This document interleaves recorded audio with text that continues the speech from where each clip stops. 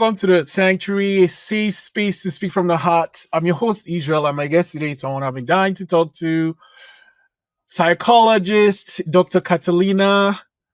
Thanks for coming to the Sanctuary today. Thanks so much for having me. I'm excited for our chat. Yeah, so I love your handle, the intimacy doc. Let's start with that. What was the idea behind that name, and what makes you the intimacy doc? So I have been studying and supporting sex and relationships since 2005, when I got my first NIH grant, supporting couples going through bone marrow transplant. And through that work, I got further funding to develop a psychosexual intervention for cancer survivors and their partners called Rekindle when I was in the University of Sydney. And throughout all of this work, it's easy to talk about sex. People want to talk about sex, but sex and intimacy are two different things. Intimacy can be physical, emotional, or intellectual. But oftentimes when people think about just sex, they forget about the intimacy. And at the core of exploring ourselves and connecting with ourselves and others is an intimacy that we develop with ourselves and others. And so when I was first building up my business, we came up with the intimacy doc because that very much is central to how I perceive sexuality and how I perceive relationships. You mentioned that intimacy and sex are two different things. You want to share a little bit about that? Yeah. So the physicality of sex and engaging in sexual acts is very different. And for most people, it can feel fairly performative, meaning that we're there, we're doing something, but we're not necessarily in our bodies and feeling that connection. And so much of when people say, I want to feel wanted, so much of that is because there isn't an intimacy in the relationship. And so much of what I work with people on is focusing on pleasure and what I call our pleasure quotient and sharpening that resource inside of us. So similar to IQ and EQ, our pleasure quotient is our internal resource where we get to first build a foundation of safety where our nervous systems are regulated, and then we can co-regulate with another, and then begin to get curious about what we do like, what feels good. And we actually hit this hedonic hotspot in our head that when that's ignited, our brain's like, oh, I like that. I like that. Because too often times we're doing things because we're on autopilot. Right. And so when we deepen our sensations, then our body actually really gets to explore what we actually like. And our sensations can be both external, like what we're touching in our body, what's being touched, but more importantly, it's also internal. And that's the part that most people don't really understand or know how to tap into. And that's our interoception. And so our body's experience of feeling spacious or heavy or light or tight or constricted, those are examples of how we can experience a moment inside of our bodies.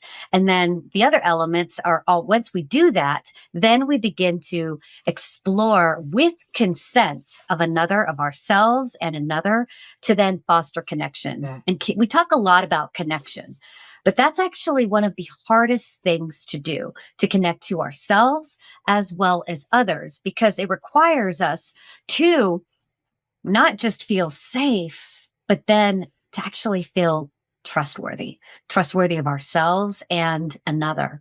And that trust, once that's broken, it's actually really hard to repair.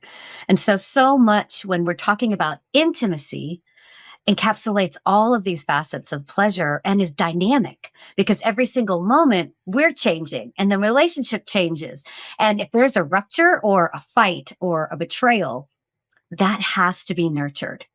And too often couples and individuals don't know how to do that. So all of these components come in. And so when I talk about sex, I very much differentiate that from intimacy. because I am a psychologist, not a sex educator. And so much of when people say, oh, I want to have sex, or they talk about desire, they're missing these core components of intimacy and pleasure. So pleasure quotients, I like that. Are there things people can do, I guess, to develop that or nurture that, or like within themselves first, and Absolutely. then in collaboration with a partner? Absolutely. It all starts with ourselves first. And so our pleasure quotient, again, similar to IQ and EQ, we sharpen it for ourselves. And that's why when we think about couples or thruples or however many people you're in relationship with, our experience is ours. And then we bring ourselves to another. But I said that the foundation of our pleasure quotient is safety. And that starts off with regulating our nervous system. And so how do we do that? There's so many different somatic exercises that we can do that bring that safety. And one of the fastest ways to do that is with touch of ourselves. And so oftentimes when somebody is, I always like to look at it as an example where think of yourself as a baby. If a baby was crying, what might you do for it? You might rock it. You might hold it. You might swaddle it. Touch is one of our most efficient regulators. And so first, if we can just kind of touch ourselves, but if we are hyper aroused, meaning our nervous system is hyper aroused, meaning we're like in fight or flight mode, then we want to shake our body. We want to allow our body to cycle through, because emotions are physiological reactions that are anchored to memories in the past. So that's why anger, frustration, sadness all feel the same in our body. It's because those are memories from the past. And so when we experience an emotion and our body gets dysregulated, our nervous system gets dysregulated, all we want to do is we want to allow our body to cycle through that. And if it cycles through that emotion, it's on about 90 seconds. It's going to cycle through unless it's obstructed, meaning we start perseverating. We start thinking in our head like, oh gosh, why am I doing that? And oftentimes that's that self-judgment, those voices in our head where we're like, you stupid idiot, what the fuck are you doing? Right? And that exacerbates it. Or we start looking up things on the internet, or we start texting our partners, or we start looking up things and we start throwing things. All of those then behaviors exacerbate that emotion, which is why we unfortunately get stuck in them, and then they grow bigger, and then we develop more, they get stronger. Right. And so then all of that then restricts safety in ourselves and in another. So the first thing that we are always going to want to do is bring that safety to ourselves. And when you think about what's happening, like with life and with the world in particular right now, and for people of color or marginalized communities, it doesn't feel safe. And so much of this is appreciating that. So much when we talk about neuroscience or relationships, it doesn't happen in a vacuum. It happens in the real world. And unfortunately, the real world is constantly telling us, oh, what we have to do, what you should do, but also what to fear. And right now, there's a lot of fear and uncertainty in the world, as well as things are getting more expensive. Job security is getting worse. And there's all this friction of everything that maybe already was hard is harder for us just to do. To drive on the road, to watch streaming things, to buy things. Life is getting more challenging, and all of that is putting pressure on how much safety we have. And we only have so much capacity as humans. And so when there is more force from the outside, we either need to make more capacity or use more resources. Okay, it doesn't just come out of nowhere. And so all of these things impact sex and intimacy. Does that make sense? Yeah, so it's like when you're all stressed with everything happening, sex is the last thing you're thinking about, type of thing. And also everything is part of everything. So something you mentioned, it's like, I guess when you feel that thing, rather than, I guess, react to it, just sit with it a bit and let time do its thing versus wind yourself up, right? Well, it's not just, it's hard to think of things as just sitting with it, because when we are hyper aroused, so when we're in fight or flight mode, our body is activated. So think about if you are angry. Anger is an activating emotion. When we think about men, like men have been socialized to think that it's only acceptable to be either angry or a winner. You're either a winner and you're strong, or you're angry. Sadness hasn't been socially acceptable for most men throughout the world.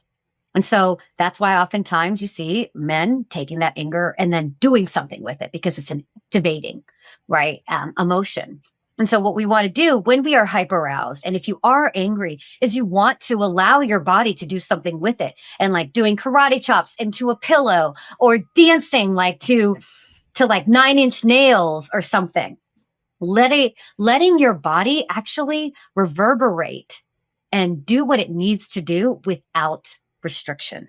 Like that's the thing, is our body needs to know that you're giving it the space to feel however it feels. But we live in society and there are norms of what you can and cannot do. And this is saying that unfortunately in society, it has become normalized that you can, like, I mean, look what's happening in Minnesota, that you can go out and aggress on people in the public, and that when governments do that, then there's chaos, you know.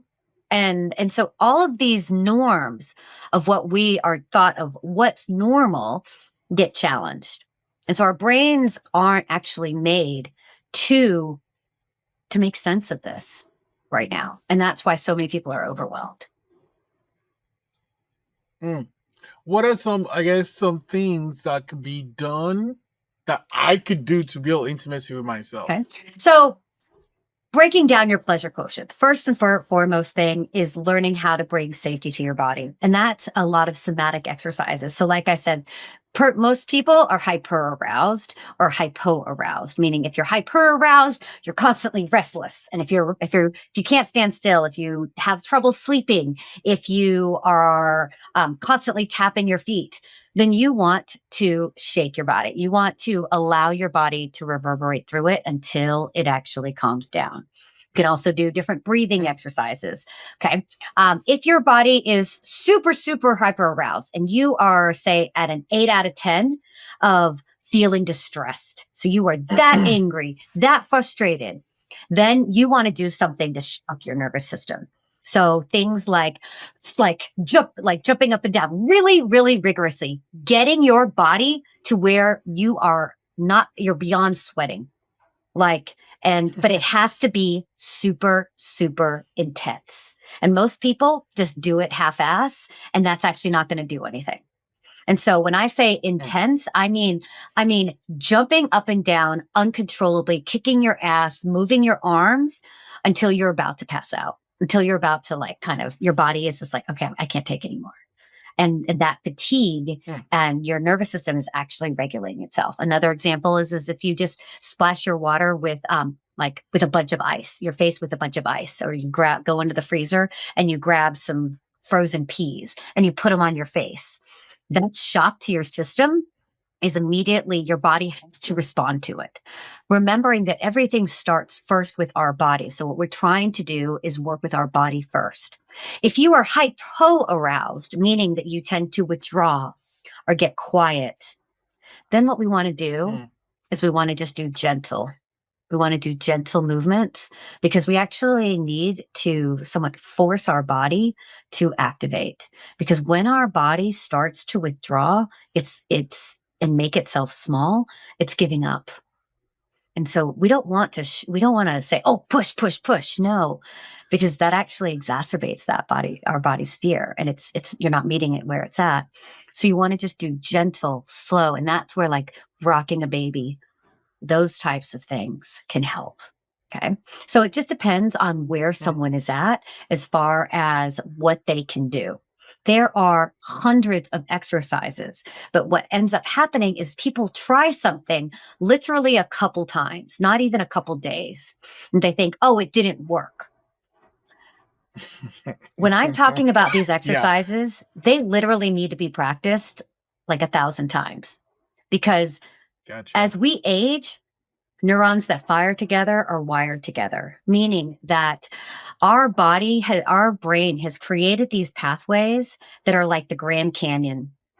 And for us to begin to rewire new pathways, we first have to feel safe enough to open up those neuroreceptors so that new pathways can develop. But if we are always on guard, which most people are, if you live in society, most people are constantly on guard, those neural pathways never move, they never open up. And so that's why so many people read self-help books, or they watch a TikTok and they say they try something. And even right now, maybe people will listen to this and they'll say, oh, I'll try that, I'll shake, but nothing happened. There's a reason why monks go to sequester themselves in the Himalayas, is because life in society, all of these environmental cues, your job, your car, driving to work, going to the grocery store, putting on the news, are constantly reinforcing your protection. They're constantly telling you all of those messages that your body has learned to exist within. So when we are trying to change within society, within the world that we exist in, it is intentional, effortful practice that is not linear and that does not end. So much of what you'd hear people talk about is I'm healing, as if it's this finite thing that, oh, now you're healed. Good job. Right?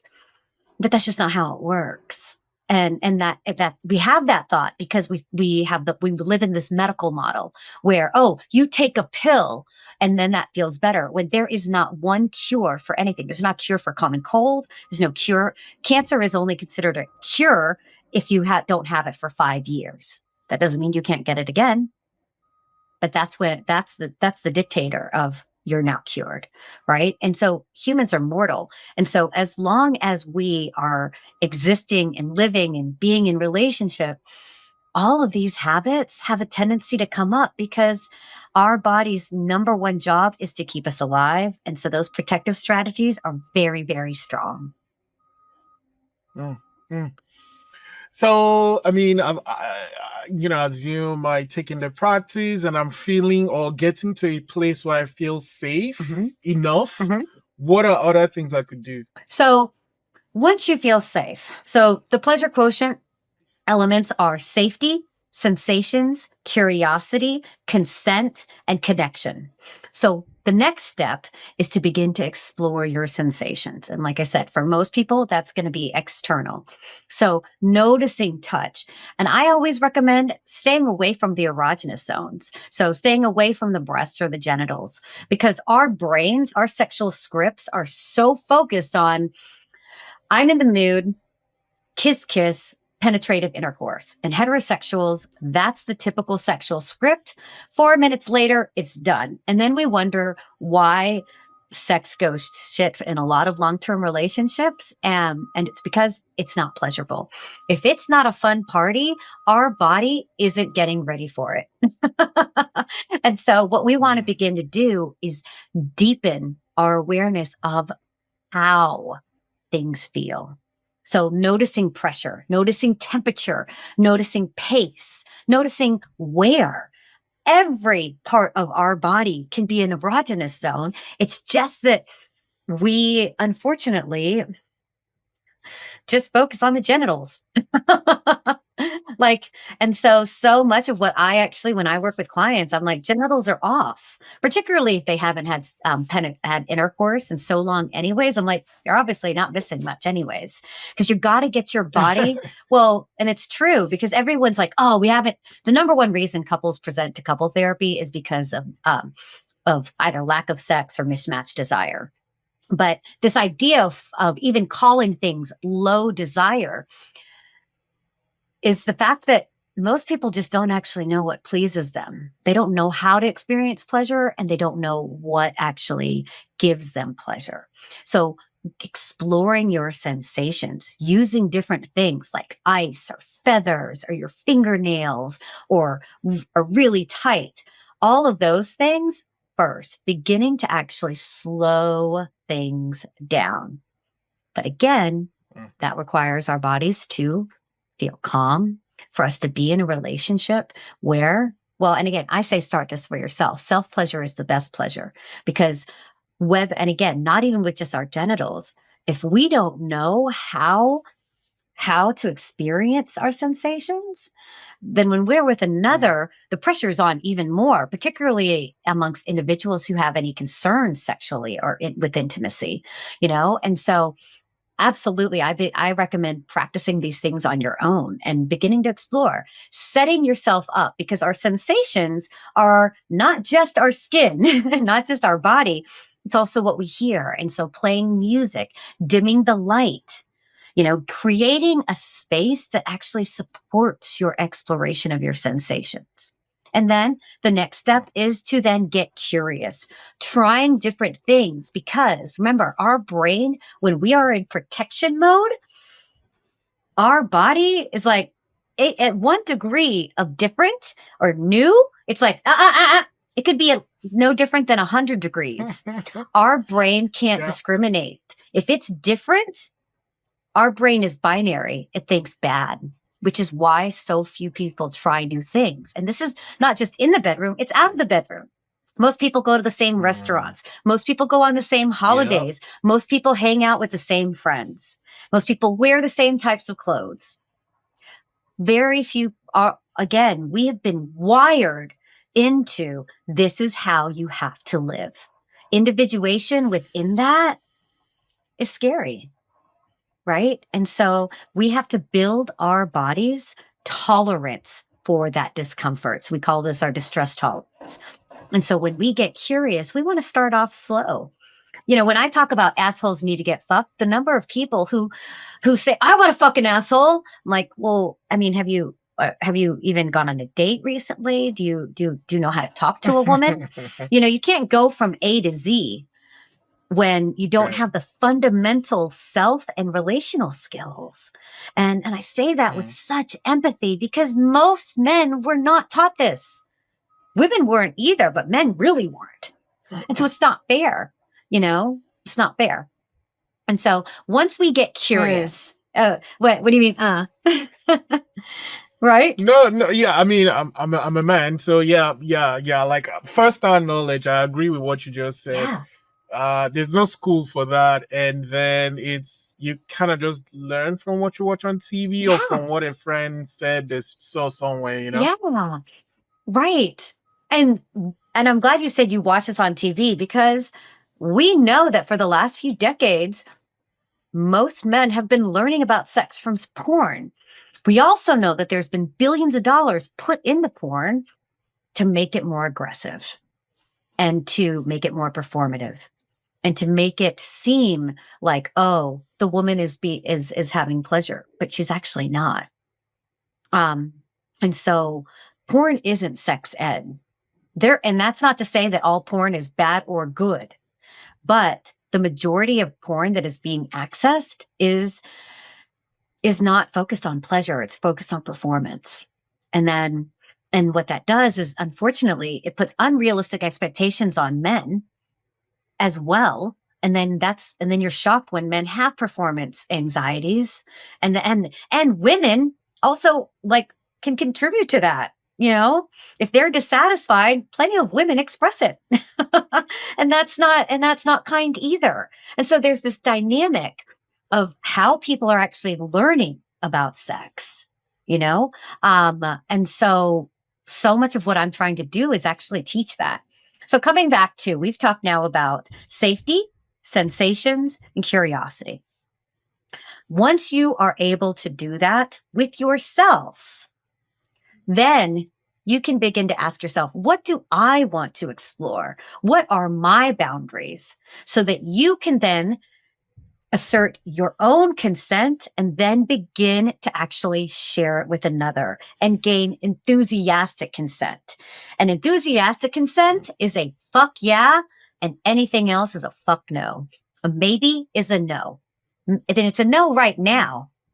But what too often happens is that because so many women and men just acquiesce, meaning they will engage in something, but they don't really want to, then They're not affirming their no's. And our fuck yeahs are only as strong as our fuck no's.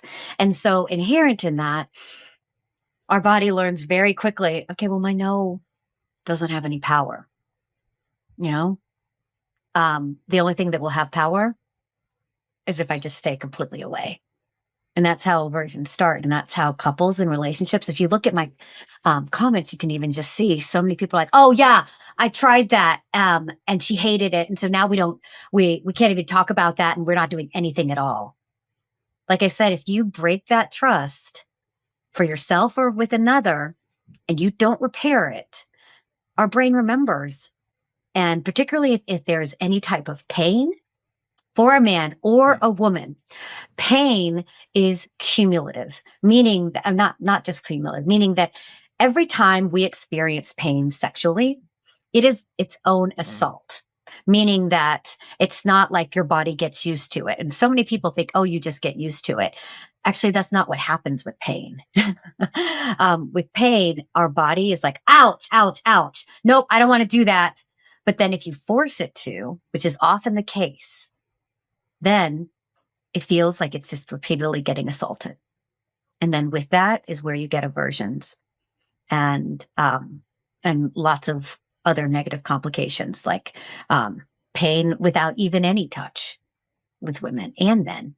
You know, and so much of what we now need to do when you're sharing with someone is teach people consent. But at least in the States, there's only like 5 or 6 states that mandate consent to be taught in sex ed. And there's even talk of, you know, of it not mattering. You know, you hear people talk all the time. Oh, you know, it doesn't matter if you're drunk, like if you, like for consent. And again, it's not even a slippery line from convincing to coercion. It's just coercion, you know? And then coercion very much leads to assault. And that's very confronting. It's very confronting to hear for both women and men. But it's something that has become so normalized that the number of adults who do not understand consent is sad. And because that's what actually ruptures the trust. And then that's what then the last element of our PQ is connection. If all of those things aren't there, then the connection is really, really hard to exist, but then expand. And that's where intimacy is. That's where intimacy lives. That's where in long-term relationships, things keep on growing and growing and growing. Does that make sense? Yeah, no. So you go through all this and you get there at some point, right? There's this tendency, like you said earlier, like I've arrived, I've won, blah, blah, blah. But the fact is, honestly, it's almost like the work has actually just begun, right? When you get to connection. And I'm curious, what are some things that can be done to, because you said connection is also dynamic, to kind of maintain it and keep it going and keep it alive. You keep that connection alive. Yeah. So wait, so your question is how do you keep that connection alive? So much of this is focus on pleasure. Focus on all of these other things. Like that's why they're all interconnected. They're all a part of our PQ. Because the more we do get curious, then we have more opportunities to get awkward, repair it, build trust, feed connection. You know, deepen our sensations, find a new sensation, get curious more, and then focus on consent. The more, and again, consent, ideally, particularly early on, should be verbal, if it can be. But once you begin to get deeper in a relationship with somebody, also it's being attuned and noticing what's their body saying, what's their breath saying. And then if you're very practiced, just feeling their energy. Is it rising or is it dampening? And all of those, when you are fully connected to yourself first and then another, then that's where things get get juicy. But so much, I think, of when we talk about connection, we talk about it so much as just a construct. And so when you're talking about some of these things, we think, oh, date nights. We think about these just little things that we can do. And so much of why I focus on all of these elements of pleasure quotient is that it is not what you are doing. It is how you are experiencing it. And so, because when we take away from, it's the action, and that's why I do think that with couples who are struggling, when you hear solutions like, oh, date night, the first thing about date night is you are creating a space that you both are committing to just actually blocking off other things. That's like a first step, right? But that's why also times when people go on date nights or even go on a romantic weekend away, that's not a cure-all. Right? And it's because they haven't established. No, they don't know how to be in their body to foster that safety. Because in relationships, our bodies learn very, very quickly what that dynamic is going to be.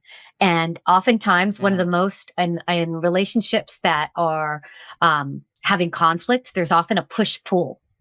Someone's pushing and the other one's pulling. And it feels like a tug of war all the time. Those are the relationships that often seem conflicting.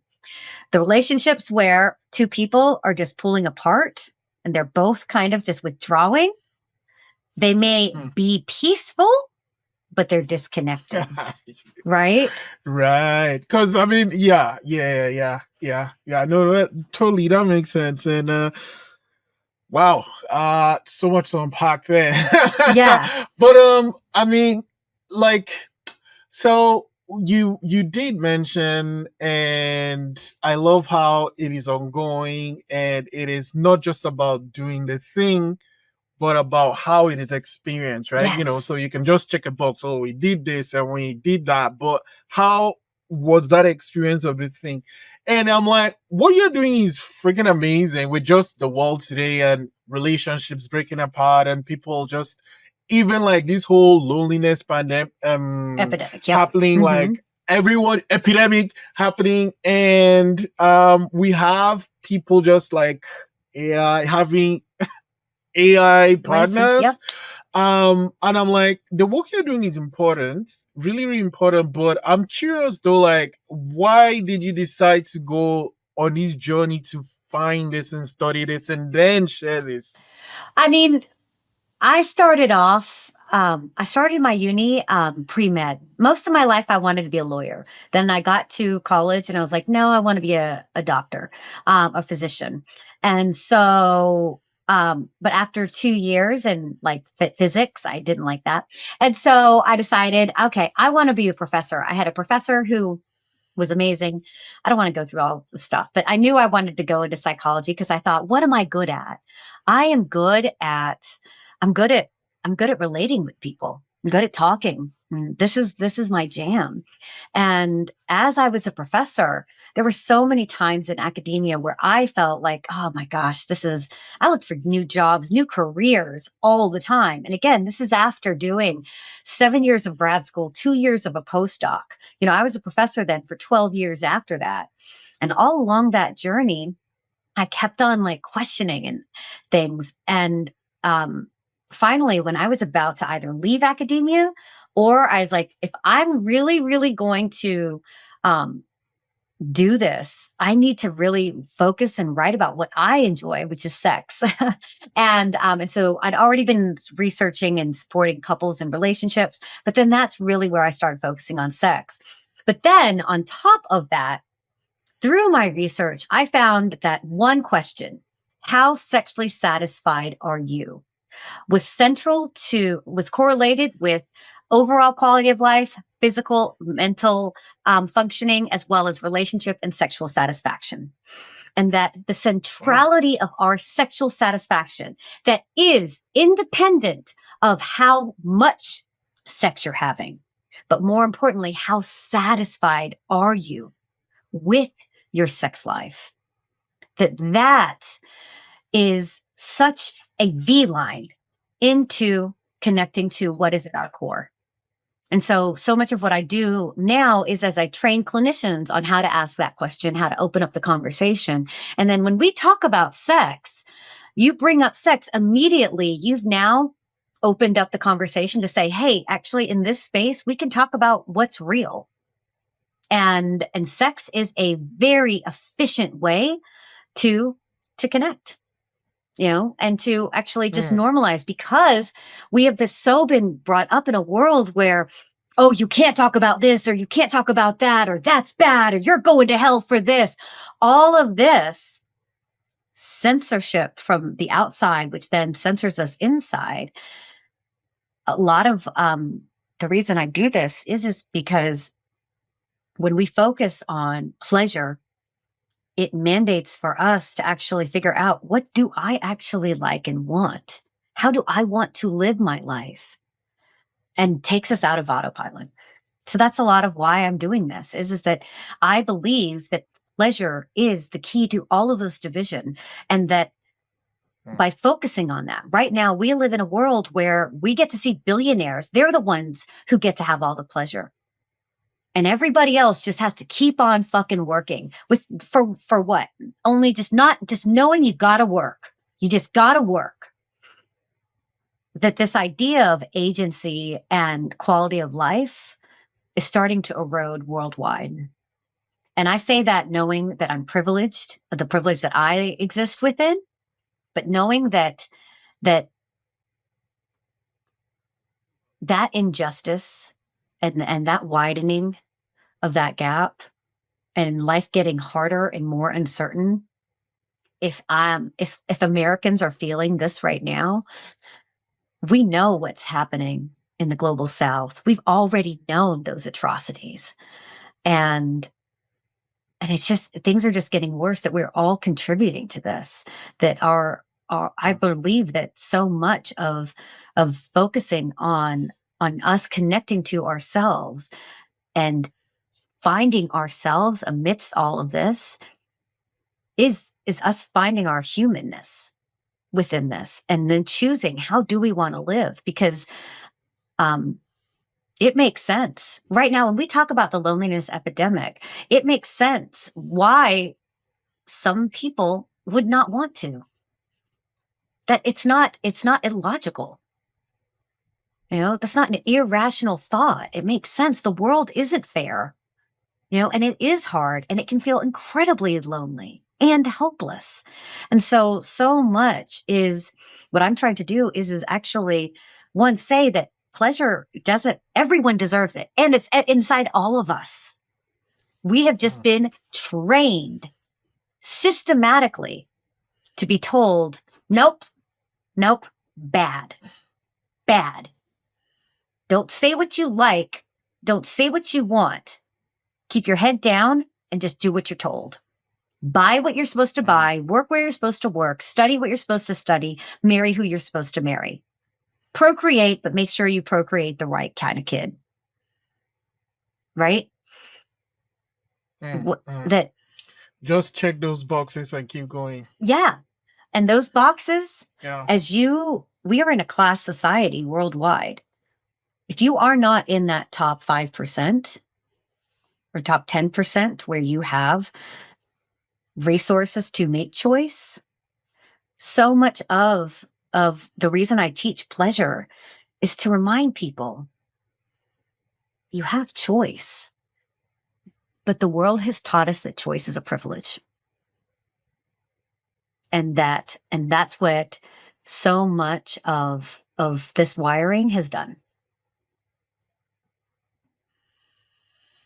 So it's like your work is getting people to realize that the pleasure is there. We can access it. Yeah, absolutely. Well, I mean, and that we deserve to, that it is primal, that we deserve to own our lives.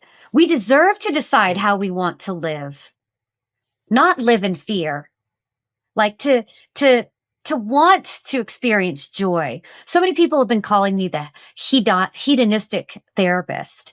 And I'm like, okay, sure. I'm like, Epicurus saw pleasure and joy as collective sharing. And we know that when we experience pleasure, when we do have these hedonic hotspots, and again, this is physically, emotionally, intellectually, we know that we are more compassionate with ourselves and other. We don't aggress so much. So much of all of these systems that have told us not to have pleasure demand that the majority is infighting, demand that the majority is divided, because if we are united, we are not controllable. And right now, because of media and because these literally 5 people own all of the media in America, 5 people. Very, very, very easy to see what that message will be, right? Like, it's very easy to see what's going to be coming out. It's very controllable. And so much of this is reminding the people who literally are affected the most. Again, the fact that we can have this conversation right now means that we're not being bombed right now. There's nobody at our door right now threatening my life. And that is absolutely the reality for millions of people right now in the world. Millions. Is that their life is actually threatened in the moment. But we can't talk about that because it's too scary. It's too overwhelming. Right? And so if we do have that privilege to be able to talk about these things, then it behooves us to actually leverage that so that we can then actually support ourselves, but then support others. Allies are getting in front. It is not standing beside, definitely not behind. It is getting in front. And if you don't get in front of of oppression, then you're likely just contributing to it. And so much of this is actually catching the asshole in ourselves, because we all have it. We all have it. We all judge. Yeah, well, it's good you mentioned that, because I was going to bring up like the linchpin of your Instagram page is post where you talk about assholes need to get fucked, but you do it in such a way that, well, is unique to you, Dr. Catalina. I'm curious where that came from and how you find social media in general. Yeah. So assholes need to get fucked came about when one day the way we understand pleasure is that pleasure mandates us to be regulated. And amidst all of the bullshit happening in the world, I think it was August or September, and I just made a video and I was just like, haven't you ever thought that all these fucking assholes could really use a good fuck? And that's where I talked about, because if they did, instead of spewing all this fucking lies and misinformation and judgment and fostering fear, they could actually connect to themselves and empathize for others instead, so that we could foster connection rather than all of this division. Because again, division is the game plan. Keep us divided, keep us scared and divided. That is part of the playbook. And so then that just went viral. And yes, a lot of people took it as, oh, I want a fucking asshole. But also a lot of people also received that message. And again, we are all assholes at some point. We've all been assholes. We all have those moments where we are condescending, where we are judgmental, where we're critical, because we're critical to ourselves, right? And because life is hard and it's not okay. And so much of this has been expanding the dialogue. And when I center pleasure, and by using, everyone's like, why do you have to say it like that? I'm like, thanks for your notes. I say it like that because I actually did trial so many. I've been making videos. I have thousands of videos up there. And I've been making them for quite some time. And having tried all of these different hooks, I keep using it because it's effective. Because I am naming I'm saying and naming something that people want, but haven't had the words to say it. I'm opening up conversations that to begin to just normalize it. Social media, what people have to really appreciate is where you're meeting people at when it comes to social media. Like you asking me, like, what are some concrete skills? Now we're in a podcast, so people are learning it a little bit deeper. Okay. But again, we learn experientially and we change in relationships. So that's why you can hear this a few times. And so what we want to do with social media is we want to give the same message over and over and over. Because what we are trying to do, we are trying to heighten awareness. We're trying to trigger something of, I want to do something about this. And then we want to foster some kind of space and community where people can begin to actually explore how, right? But then you got to actually try it. And the thing is that you got to try this with yourself and others. And that's why so few people don't change. And when you work with a psychologist or a therapist or somebody, the relationship is the vehicle of change, because your body, as you're changing, you're being witnessed and seeing, oh, wait a second, it's okay. Me trying this, and if I fumble or if I fuck it up or something happens, I'm still accepted. And that's what teaches our body that, hey, it's okay. This isn't linear. There's no right or wrong. And then that's what fosters change. And so much of when you say, what do I see social media as? I see it very much as one, just a reality of where we're at. But I also see it as a tool that we can use, that it's just how we use it. You know, it's unfortunate though, because with the advent of AI, like slop was the main word, was the most popular word for 2025. And there's a reason for that, right? And the number of people who come onto my videos and say, oh, this must be AI. I'm shocked. But I get it. I don't know. I'm like, gosh, if AI is not doing great, if I've like, all these blemishes are still there. But I do think that we are and like I said, because the main people own all of our social media, and they have a very specific agenda. And to be very clear what that agenda is, if you are a person of color, it is not good for you. What that global agenda is. And so inherent in that, I think the global majority needs to be very mindful of, so when people ask, what are your qualifications? Or, oh, here's somebody made a comment saying, I'm not taking advice from some wannabe porn star who's faking being a doctor. And I'm like, I don't know if I'm supposed to be complimented or if I'm supposed to be criticized. I go, but either way, please look me up.